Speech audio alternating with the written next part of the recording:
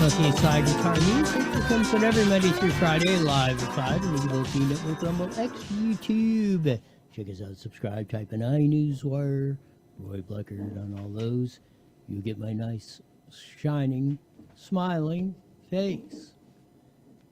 We're heading into Christmas week. All us in the retarded half the population are getting ready to thinking about doing the Christmas shopping for coming up Thursday. No need to get a big rush about these things. You saw that breaking news. Harmeet Dillon, the great Assistant Attorney General, I just saw this one, now leads the Department of Justice Civil Rights Division lawsuit against the District of Criminals AR-15 ban. So that's some good news coming in for everybody who wants a safe society and protection and their freedom and liberties that they've enjoyed, well, for almost 250 years now in the good old U.S. of A. This is a stunning story coming out of Sherman Oaks. Mom crashes into fleeing burglars after they attempt to break into a Sherman Oaks home. Holy cow, let's see if the Channel 5 report will play. Here we go. Driver's side of the car was so badly damaged. The three suspects ditched their car completely and left behind a whole lot of evidence. This is on Mammoth between Woodman and Moore Park Saturday before noon. The homeowners spoke to us but didn't want to share any of their information because they're worried about retaliation. Okay, come on now. What is this that everybody's got to be a chicken bleed? Oh, we don't want to be on camera. We're doing retaliation. Harmeet's going to give you the, like DC. Harmeet, Trump's in there. You're going to have a right to carry your AR-15 with you, hopefully, unobstructed. I don't get what all this scaredy cat stuff is about. But that was a brave mom that drove her car into the side of the burglars. And you initially see two men running away.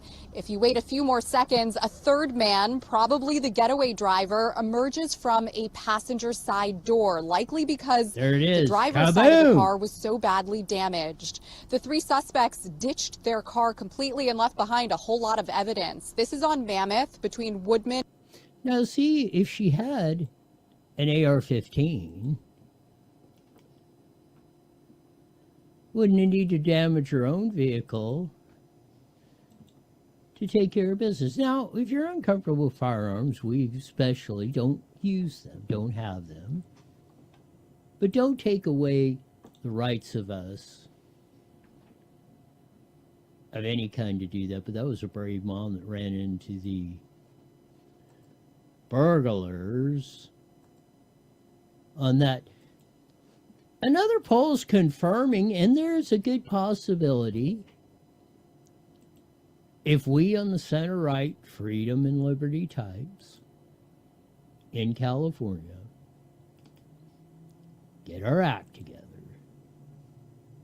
we can win the governor's race.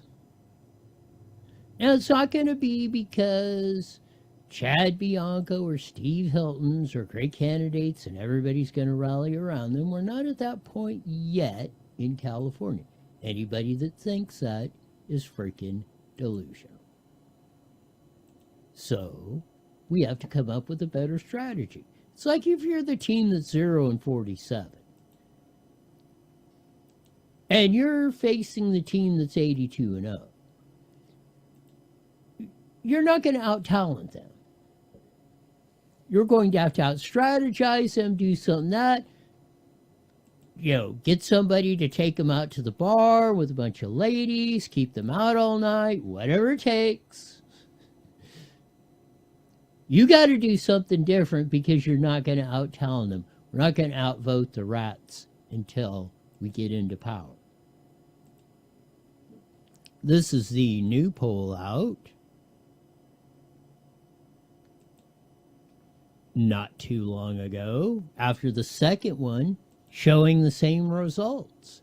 Steve Hilton, 18%, Chad Bianco, 14%, Swalwell, only other Democrat in double digits, 12. That's just because he's new on the scene yet.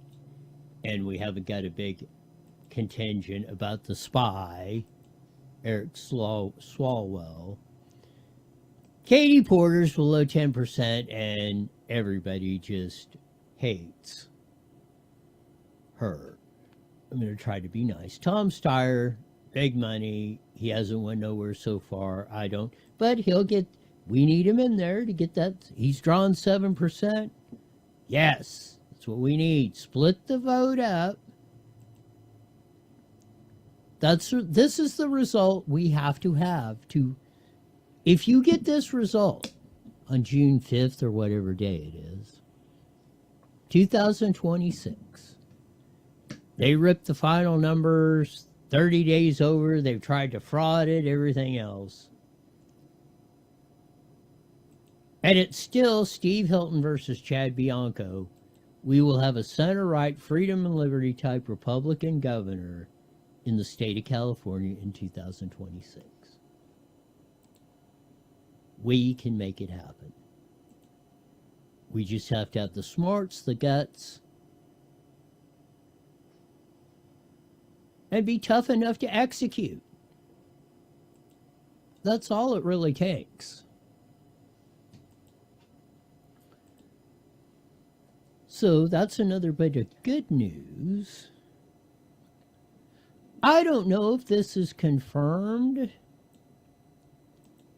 Elon Musk reposted it. Wall Street Apes reposted it. But this goes along with the welfare fraud, which we'll update in a second. Now Newsom and the crew allegedly are ripping off the federal government. That means you and the other 49 states are kicking in, if this is true, are paying the freight. Here we go. A massive investigation has uncovered that California may have committed major fraud against the US government by exploiting this complicated loophole that's allowed them to steal billions in federal taxpayer funds. One of the largest and most convoluted schemes in modern history has been discovered during a review of California's medical financial records. Investigators found that under Gavin Newsom's leadership, the Golden State has essentially been funneling taxpayer money from all across America to prop up California's own finances. The ingenious plan started in 2022, and it revolves around the complex concept of intergovernmental transfers, which in simple terms is when a local hospital or county makes a transfer to the state Medicaid agency for payments of medical services such as ambulance rides. After the transfers are made, the state can then request a matching amount of money from the federal government, but Newsom's California abused this system by raising the price of a simple ambulance ride by nearly 300%. So this is interesting in the timing of it. The key date is 2022. Remember the investigation of Dana the Hammer Williamson, his chief of staff, when the feds got to her, said he was the target of the investigation. Now, the Biden administration started the investigation in 2022 when Biden was El Presidente and Merrick Garland was Attorney General. I'm saying that is why they were doing it. Might have been part of what was going on. Maybe not, but the dates coincide. So we'll see if we can further verify this guy's story, but it's very interesting. I mean, Musk and Wall Street Apes, and a lot of people are reposting it. The arrogant piece of blank Gavin Newsom, of course, his neighbors hate his ass. Newsom's Christmas party caused traffic hell for neighbors who are sick of the parties. here's the YouTube video or Instagram or TikTok-y or whatever the hell we're working with. That Gavin Newsom has his mansion on, and they're having a party tonight. They have all these people out here, all these people over here, and they're choosing to illegally park and block our entire block off. Do you see the no stopping anytime sign and all of these cars? And this is a... So peeps have been complaining, finally got on the social media networks of that. And Newsom's been holding all kinds of fundraisers at his mansions. He's got 2 of them in Sacktown and San Fran or around that area. And they're pissed because they're blocking, interrupting, disturbing their neighborhood, creating hell for the neighbors.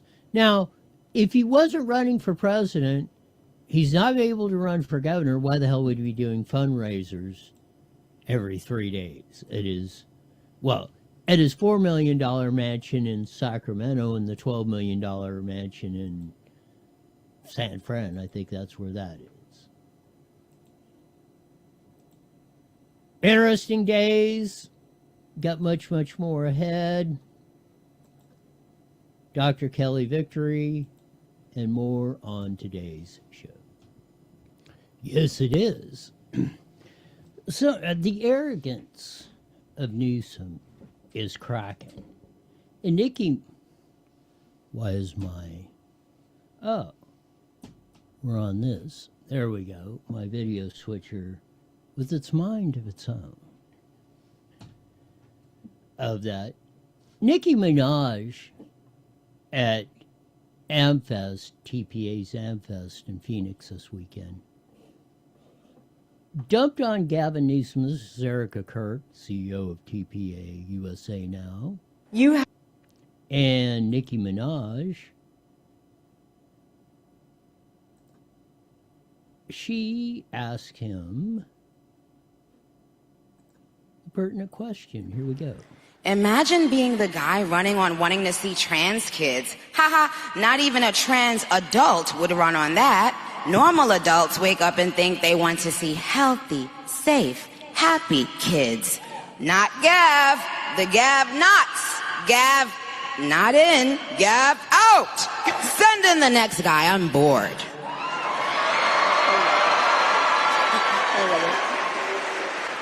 So I'm just going to let you riff. Like, I want you to say whatever you want to say to Mr. Newsom.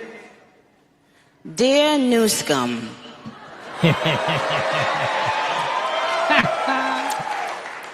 we don't have a problem cleaning up the scum if we have to. Please tread lightly. That's what I would say to Gavy Poo. I don't think Nikki's real red hot on Gavin Newsom. And we got a shot. And again, if it works out and we get this thing done like we're talking about, we're going to get it done. And if we execute the plan, the Roy plan to perfection, we'll have this down to Steve Hilton and Chad Bianco on the top 2. And we will clean up the scum, as Nicki Minaj has said. So for those of you that give up or have no hope or think we're a bunch of yo-yos out here just beating our heads against the wall,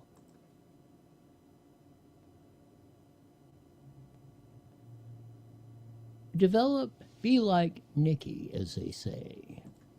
So why now have you been involved with speaking about politics? What was kind of the turning point for you? Yeah. What was the turning point? Well, I just got tired of being pushed around. Yeah. Sometimes you just get tired of it, and then you realize, wait a minute, I have something inside of me that's stronger than what's out there. That's right. So when you've had enough, you realize, wait a minute, why do I even care about these people and what they think? Who are they? They don't even know who they are. So I'm not going to back down anymore. I'm not going to back down ever again. Amen. I'm not going to back down anymore. I'm not going to back down ever again. That was Nicki Minaj and Erica Kirk, Turning Point USA. And it takes that attitude. If you're going to win, if you're going to change things, you cannot back down. You cannot give up. As I said in my world, the only losers are quitters. Some very good revelations coming out of TPUSA Sunday. And let's try to focus on the positive parts instead of trying to rip it. Let's stop trying to rip our own side apart. We're not perfect. None of us are. Kevin Kiley put out a post about the $32 billion in unemployment fraud that Elon Musk reiterated. Musk said the fraud was not merely allowed by the California state government, they were the orchestrators. Here's the great Ashley Zavala with Bob Lapsley, president of California Roundtable, weighing in on the likelihood of Newsom putting money towards the $20 billion that the state owes the feds. Let's see if it will play. So strapped for cash. I mean, how hopeful are you that the state will put anything toward the principal of this loan? So right now, again, we've gone from a surplus. We have this year an $18 billion structural budget deficit. The legislative analyst said we're looking at $30 billion the year after and ongoing years. So we're not, frankly, hopeful at all. We see this, again, as something there was a deliberate decision made from the leaders in the state for business to pay this. But it comes with, again, disincentives for business to want to stay here, grow here, create jobs here. So at this point, we keep asking. At this point, if there was a way to try and finance this, we would be at the table ready to have those discussions. But right now, we're not hopeful. That's why it's important for everyone to understand this hidden tax, and they have to, for employers, give. So let me break this down for you. Guys being nice to the Business Roundtable. Newsom's a piece of ass. He went and gave away $30 billion of your money all across the nation, won't pay it back. What's going to happen is people are not only not going to want to come to California, the prices on the products that you buy every day are going up. Because if the employers, if they got to add it on to the employees, the employers' unemployment tax bill, then that's going to come out of your check or raise prices or something. There is nothing free. The rich guy ain't paying for it. You are. The end user pays for everything. There is nothing free.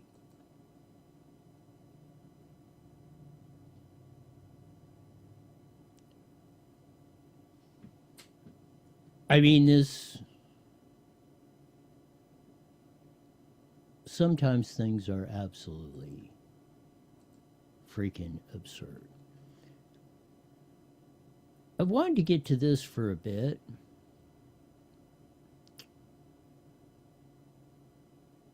John Hyatt, he's written a lot like Dr. Gene Twenge, Scott Galloway, Kelly's victory will be coming up in a little bit, and we'll get her take on it here in a few minutes. But he typed into, and they've all been seeing the degradation going on, first with the internet and the cell phone, and how it's affecting especially the young kids. From the millennials on down, but especially Zers. He put into chat GBT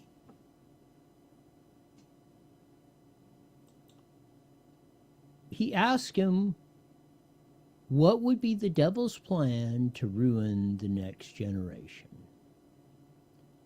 How would it destroy America's youth? Its answers were unsettling and all too familiar. Well, really, they're not. We're living it.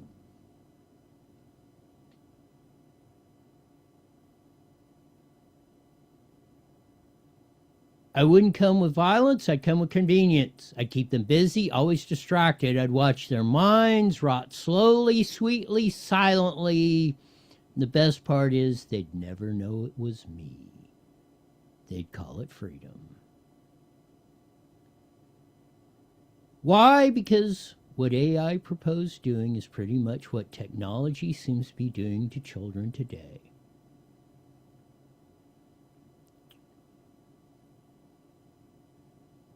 Why did the mental health of Gen Z, the cohort born between 96 and 2012, plummet so many countries starting in the early 2010s?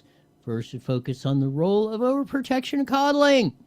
Helicopter parents. Oh, nothing bad's going to happen. But since then, there's been a growing body of evidence implicating technology, particularly smartphones and social media.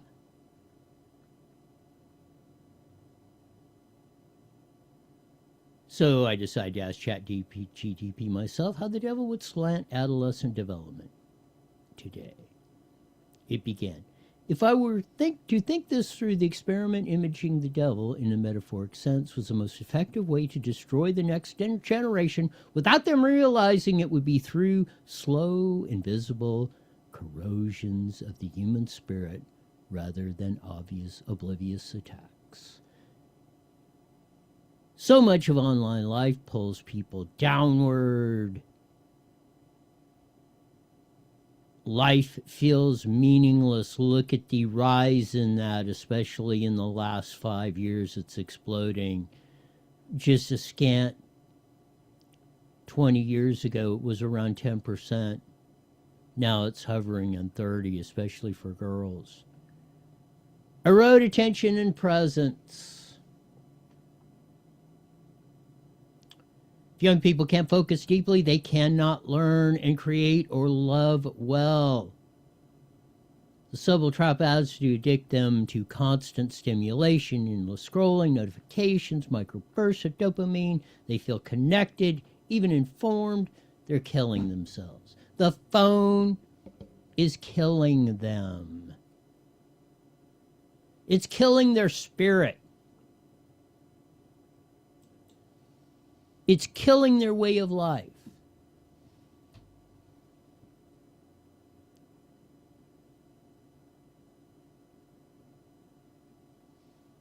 It's absolutely evil personified.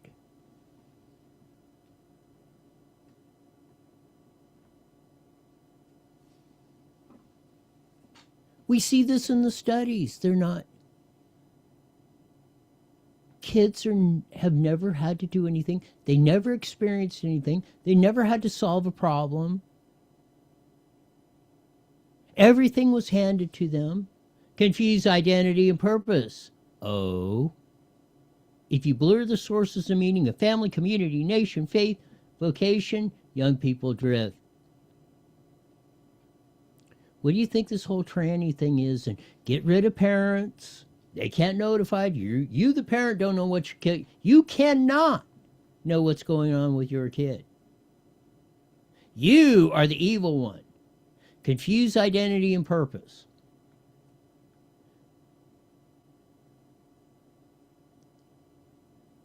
Life feels meaningless. Look at the chart. Again, around 10%. da-da-da-da-da, more for liberals, less for conservatives. Now it's exploding, especially on the liberal side.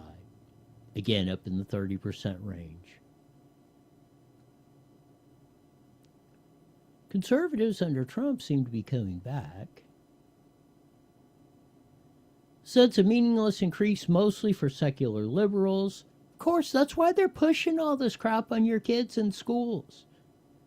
And why they want to decouple you, the parent, from your kid.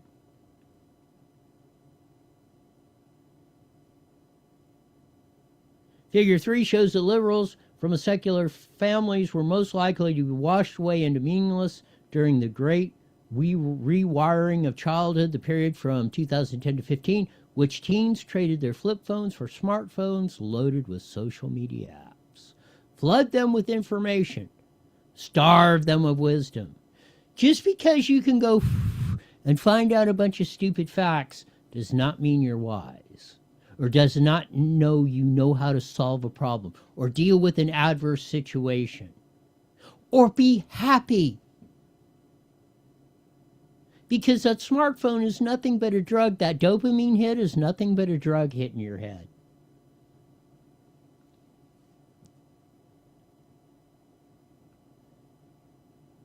And you will not be that. What you think is making you happy, or clicks or likes or somebody doing that, is destroying your life.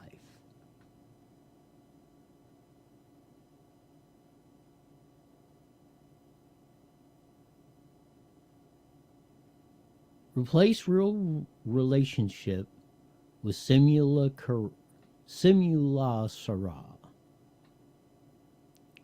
This whole thing. Men, 24, 30, 40% have never even been out on a date. The testosterone lowering, the old teens spend 5 hours a day average on social media platforms. Smash that damn thing into a million pieces, please.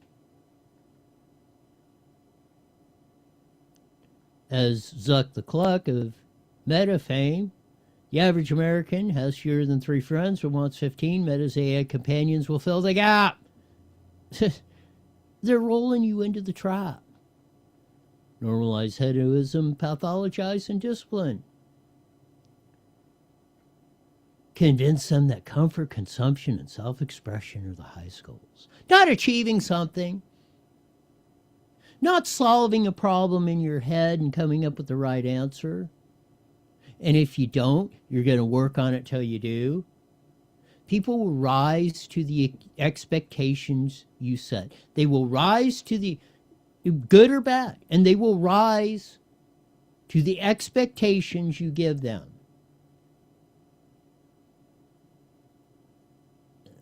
Children are anti-fragile, not fragile. They need to do hard things over and over and suffer setbacks, losses, in order to become strong, independent adults. So what they were saying about the Boy Scouts, why it's making a comeback. Parents are finally realizing they got to get their kids out of this stuff. Some, very minority, but some. Because you know what? They say, okay, Scout Troop, you go out and do the hike, or you go out there and you got to deal with it. And you got to go out there and get this, and come back. And we want to hear about your experiences. How you did. You suffer adverse conditions, or somebody goes boo, or you see a bear, or somebody falls and breaks their leg, you got to deal with it.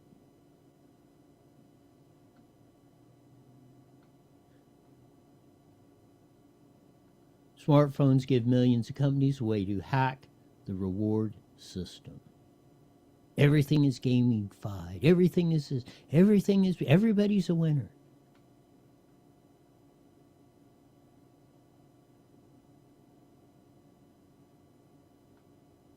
Although, of course, some Gen Zers are thriving in their 20s, It's the smallest percentage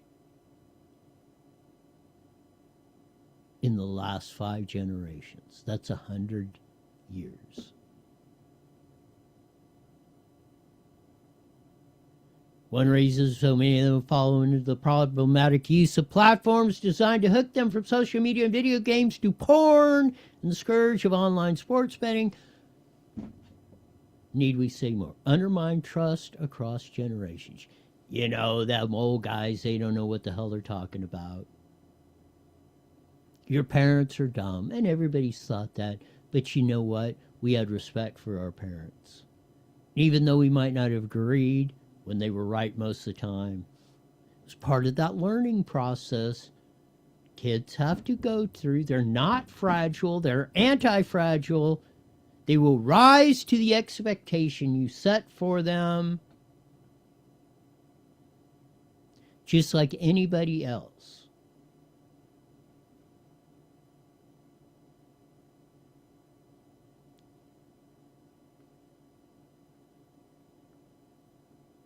We are afraid to put men to live and trade on each other's own private stock for a reason, because the suspect of this stock is each man is small, and that the individuals would do better avail themselves to the general bank of capital nations or ages. It's a plan for failure. The collectivism thing is a failure. Make everything a marketplace. Oh, you can have this. You can have any. It'll just come. It'll fly out of the air. Learning from the red team. In short, if we were the devil, I'd destroy the next generation, not by terror violence, but by distraction, disconnection, and slow erosion, meaning. Those 3 terms, distraction, disconnection, and erosion of meaning, summarize the devil's project.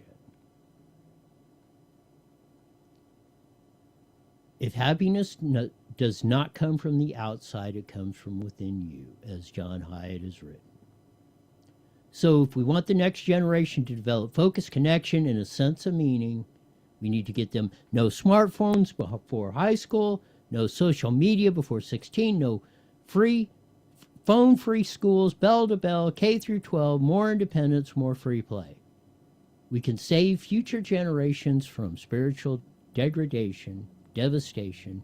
We can bring those down. High rates of agreement with life as often feels meaningless. We can and we must defeat the devil and reclaim the childhood in the real world. No truer words have ever been spoken. Hopefully, when Dr. Kelly comes in, we'll get to you more of this and get her opinions on it. But this is absolutely 1,111%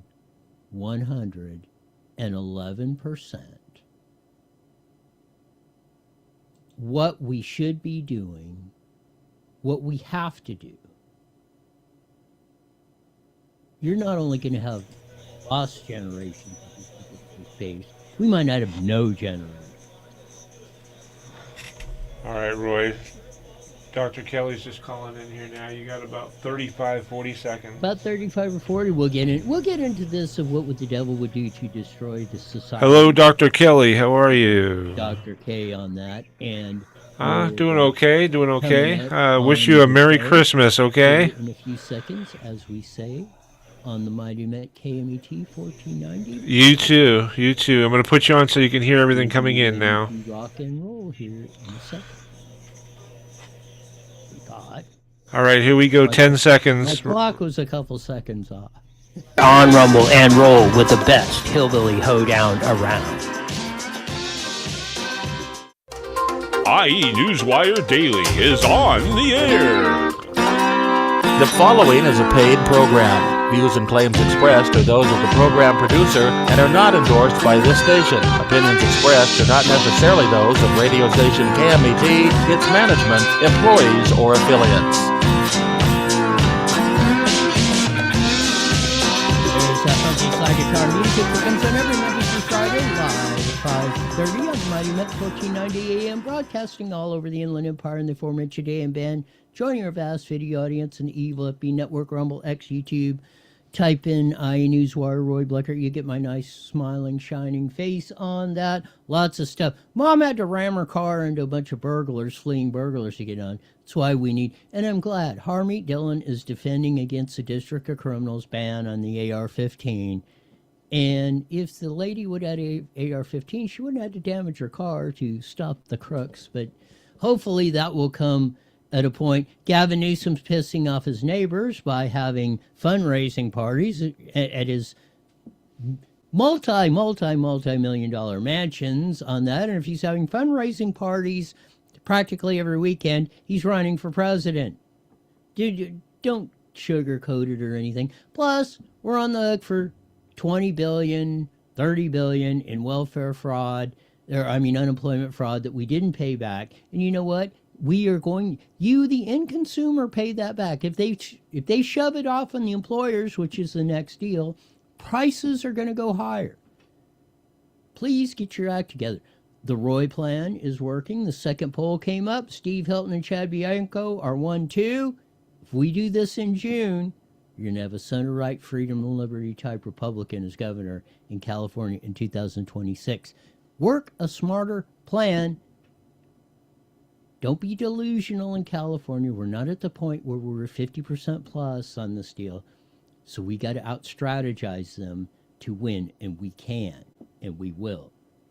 People rise to the expectation. But as we usually do on a Monday, we have, as I've determined her, the supreme physician in all the world, expert on COVID-19 and just about everything else, Dr. Kelly Victory.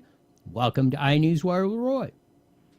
Hey, Roy. Great to be with you as always on this almost Christmas Eve. You're close. Of that, yeah. I've been going over, and I haven't been able to deal with it, but the John Haidt, where he asked ChatGPT, the devil, how would you destroy the next generation society, everything else? And it's stunningly, and the whole thing, when you boil it all down, it's what's been happening the last 10 or 15 years. Hook the kid. Not violence. You don't have to win this by firing a shot. Addict them, distract them, get them to believe in all this make-believe stuff. Everything is okay. Everything is free. Every need of yours will be met.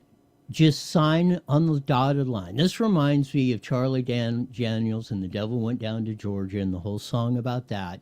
You make if you sign on the line with the devil, and he's going to own your soul. And that's essentially what we've done to probably a generation and a half or two of kids. But what say you, Dr. Kelly?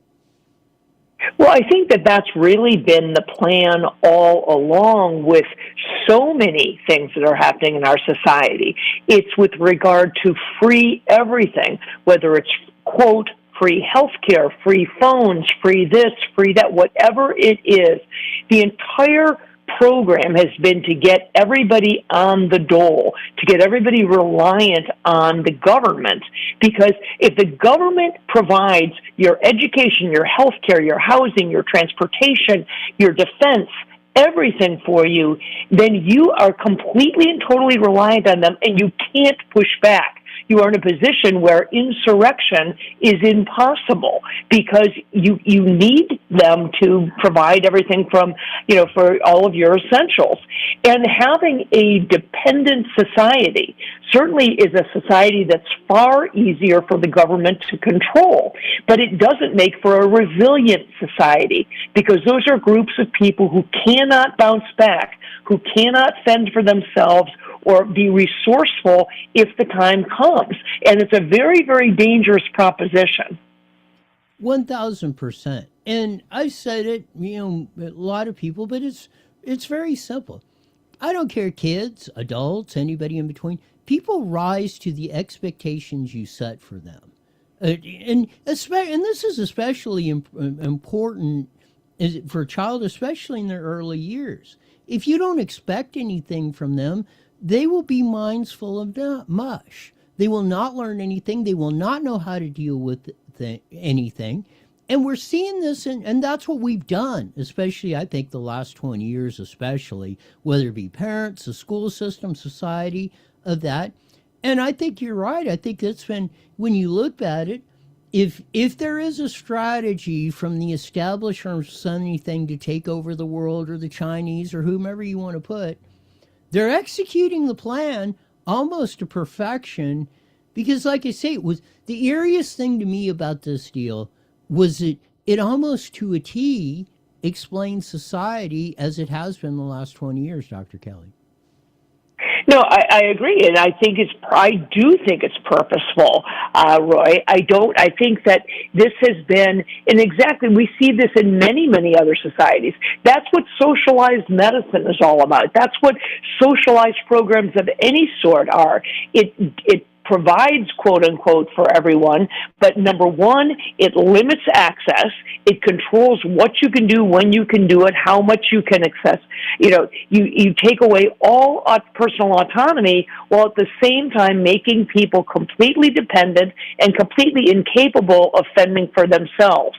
When you think about how this country was founded, the resourcefulness, the guts, the real drive, the courage, the fortitude, the inventiveness that it took for things to get done, that is being systematically eliminated.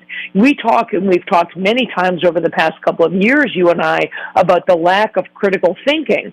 Well, that's what happens when the government starts to take over and provide everything for its people. Critical thinking, creativity, inventiveness, all of these things, entrepreneurism, all fall by the wayside, and people think that's the answer.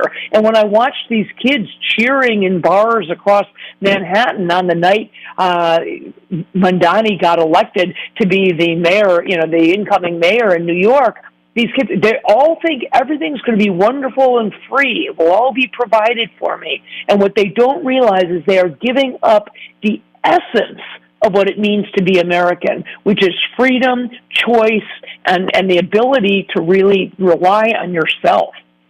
I just wonder, and I mean, spitballing, I wonder what this whole push behind AI and everything is, because now they know they're raising a complete human population of 8 billion or whatever the number is, or is going to be, is almost going to be 98.7% dependent on something. They're not going to be able to think. They're not going to be able to do anything on their own. Somebody or something's going to have to do it.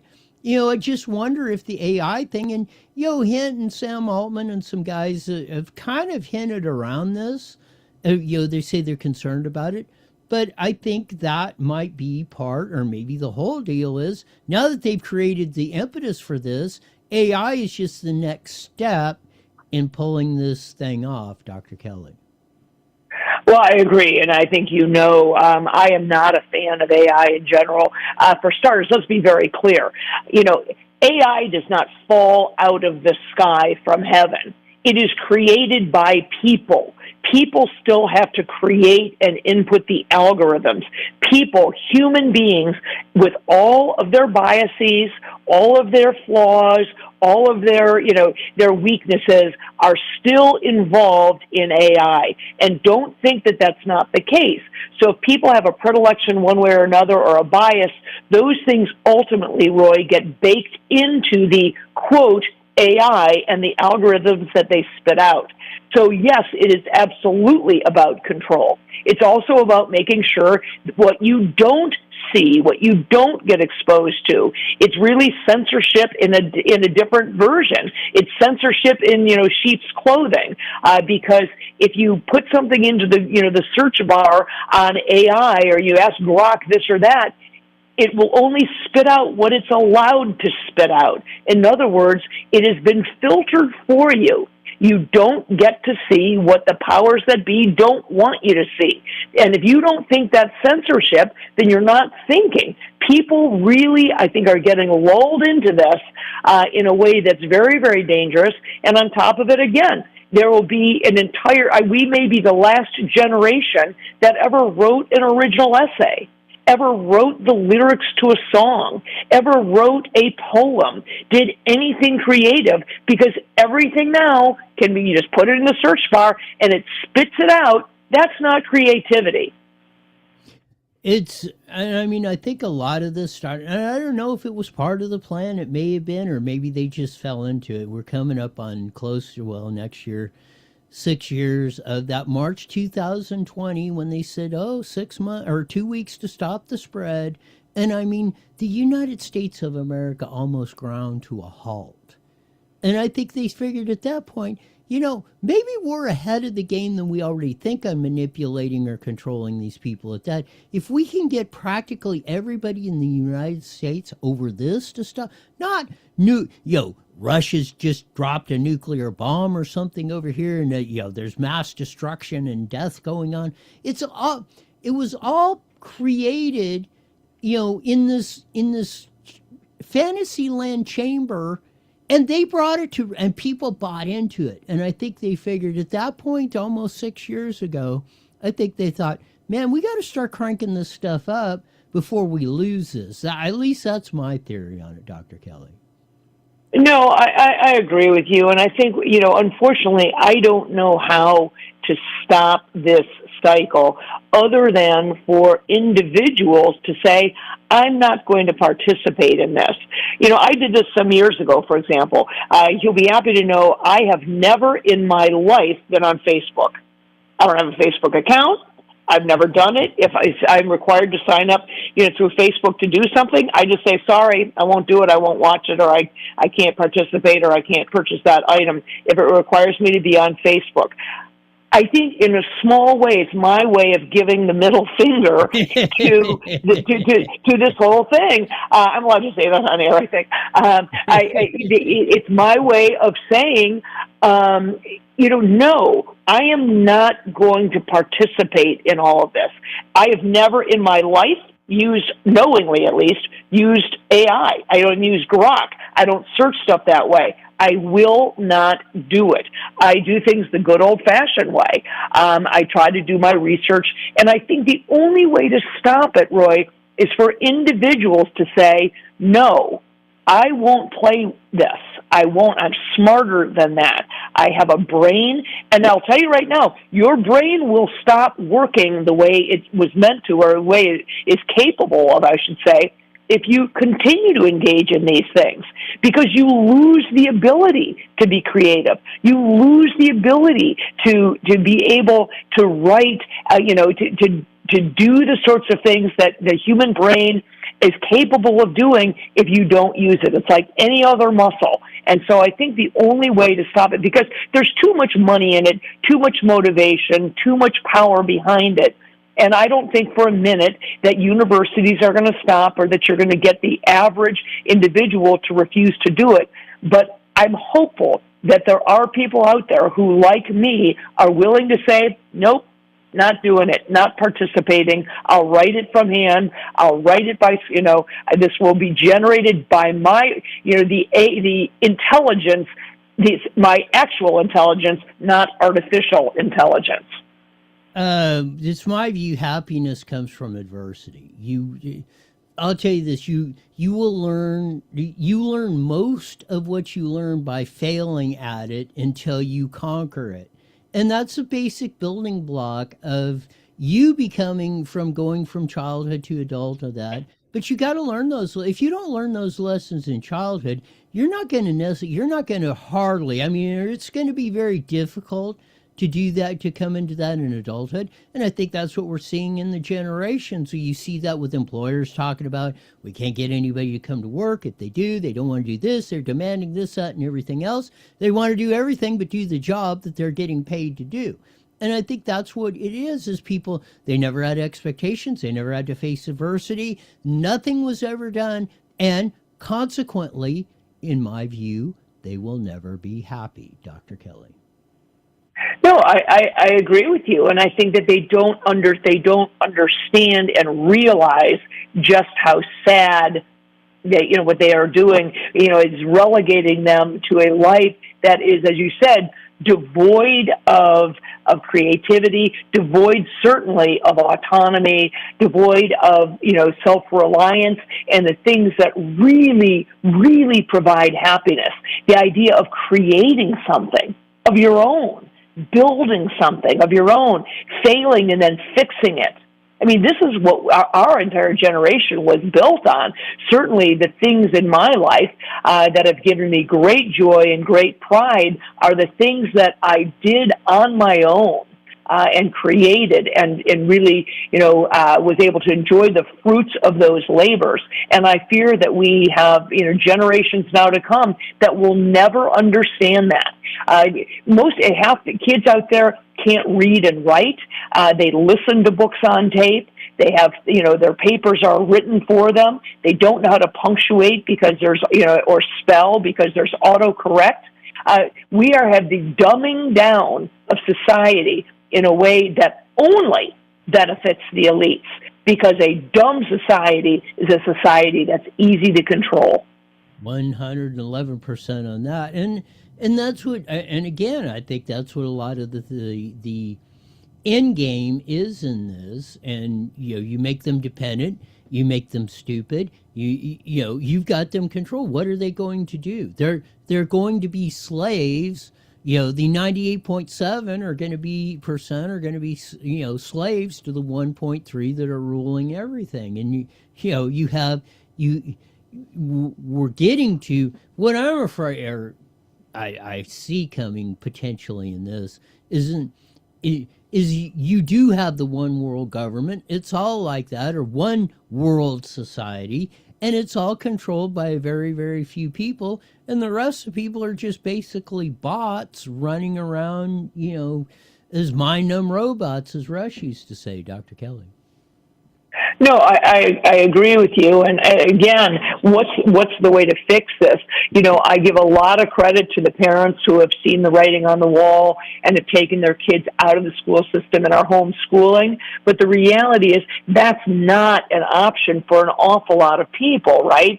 Many parents aren't in a position to homeschool. It's incredibly time-consuming and really takes one parent to be home, fundamentally full-time, not an option.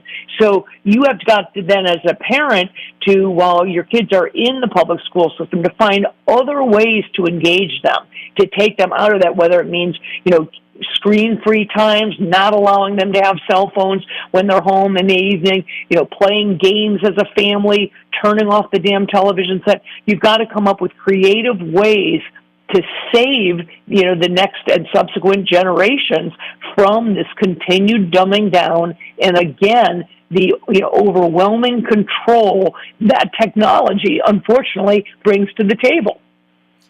Kids need to be kids, parents need to be parents, and adults need to be adults. I think if we get back to that, it's really just that simple. I agree with you 100%. And unfortunately, that we've really lost so much of that, Roy, that we've got to get it back. And I have hope. I just was hearing a survey done today where millennials and Gen Xers were saying that they far prefer a paper, an actual Christmas card that comes in the mail versus an email or a text. And it gave me hope. I said, that gives me great hope. One of, the tremendous joys I had in my life growing up, certainly, was going to the mailbox and opening up the stack of Christmas cards that came every day in the days leading up to Christmas, and sitting down with the family around the dining room table and reading the cards and passing them around. And if we could return to some semblance of that and just use technology for the things that it really, really enhances, which is in general not social interaction, it would be a great thing. 1,000%. We got a couple minutes left. Anything else our audience should know? Go.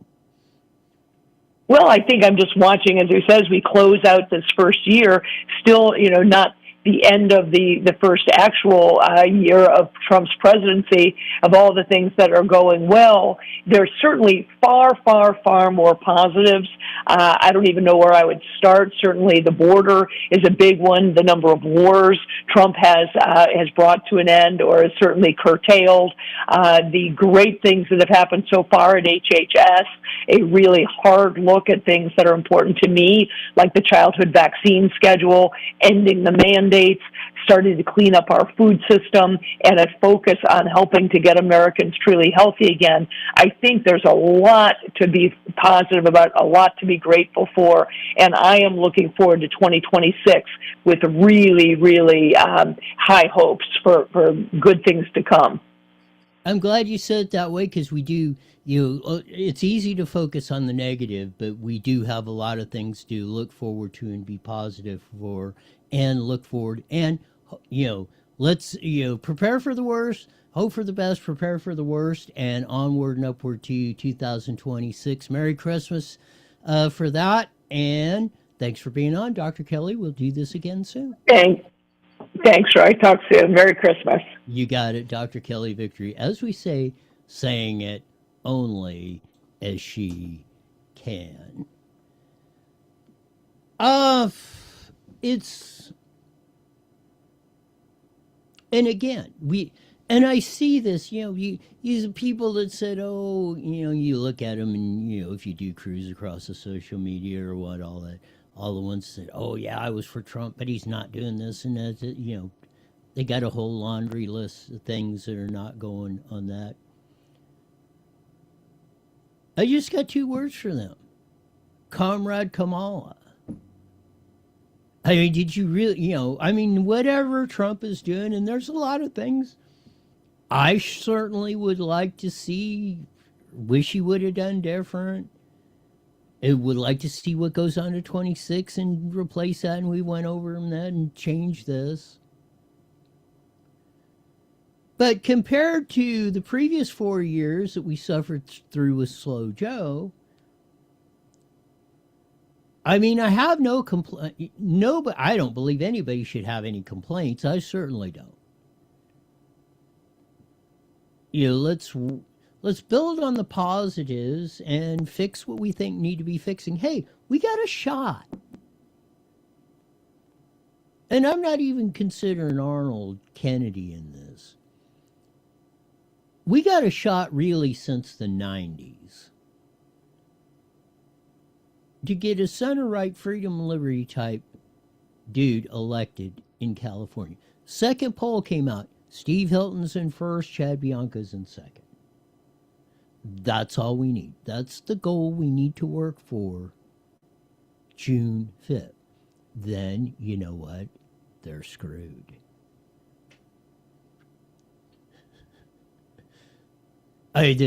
Just watching the heads explode over that would be worth the price of admission on top of that. But,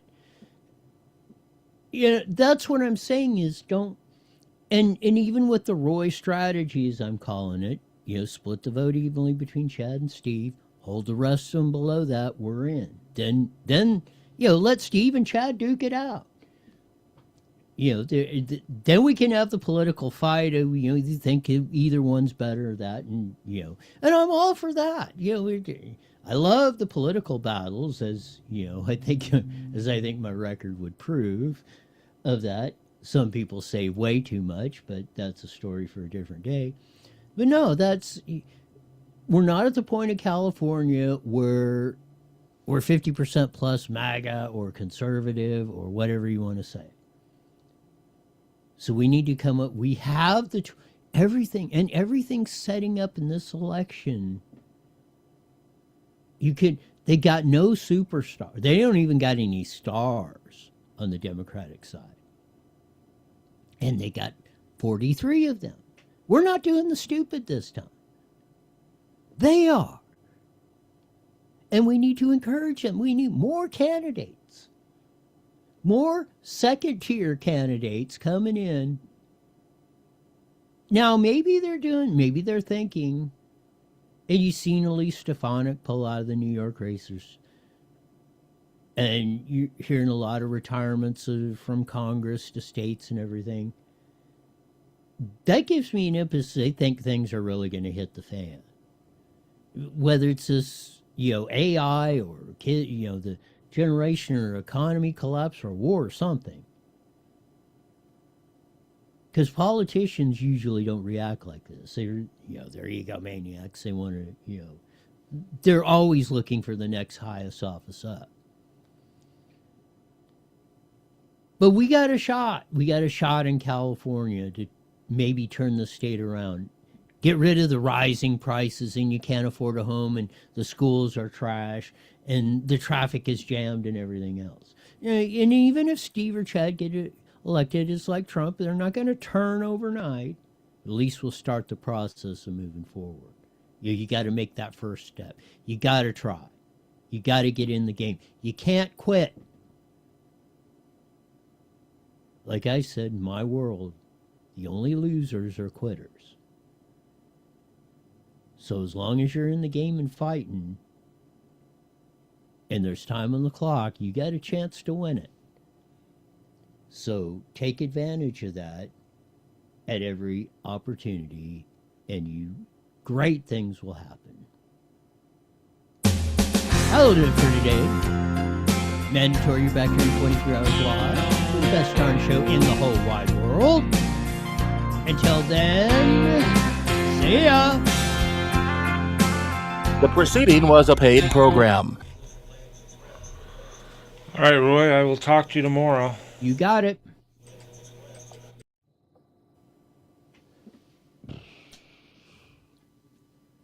Whew.